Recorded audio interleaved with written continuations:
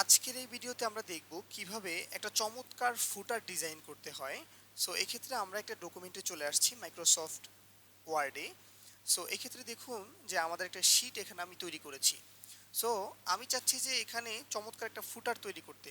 তো ছোট্ট করে যদি একটু বলি যে আমাদের ফুটার কেন প্রয়োজন। ফুটারের ক্ষেত্রে আপনি আপনার পেজ নাম্বারটা এখানে অটোমেটিকলি সেট করতে পারছেন এবং বইয়ের নামটা আপনি এখানে সেট করে দিতে পারছেন। এমনকি আপনি যদি চান কোনো একটা স্লাগ অথবা কোনো একটা উদ্ধৃতি এখানে লিখে দিতে পারবেন। সো এটা কিভাবে করে আমরা একটু দেখি।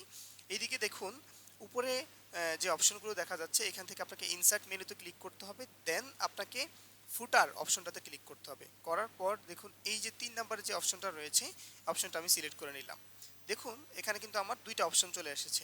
আমি প্রথম অপশনটা সিলেক্ট করলাম, সিলেক্ট করার পর আমি আমার এখান থেকে আমাদের বইয়ের যে সাবজেক্টটা দিয়ে নিলাম, আর এইদিকে দেখুন আমার পেজ নাম্বার রয়েছে।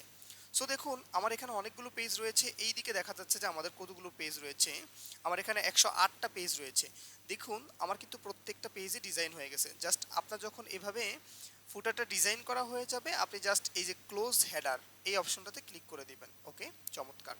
এবার দেখুন আমার কিন্তু ফুটারটা ডিজাইন করা হয়ে গিয়েছে। দেখুন এখানে পেজ নাম্বার 2, এখানে পেজ নাম্বার 3, এখানে পেজ নাম্বার 4, এভাবে কিন্তু আমার একদম শেষ পর্যন্ত আমি দেখুন কন্ট্রোলে চেপে আমি যদি মাউসের একদম ইয়েতে চাপ দিই, দেখুন আমার কিন্তু পেজের সবার শেষে চলে আসতেছে কার্সর। নিচের দিকে ডাউন অ্যারোতে যদি আমি ক্লিক করি, হ্যাঁ, কন্ট্রোল শিফট চেপে যদি ডাউন অ্যারোতে ক্লিক করি, একদম সবার শেষের পেজে চলে আসছে। দেখুন আমরা কিন্তু এখন বর্তমানে ১০৮ নাম্বার পেজে আসছি।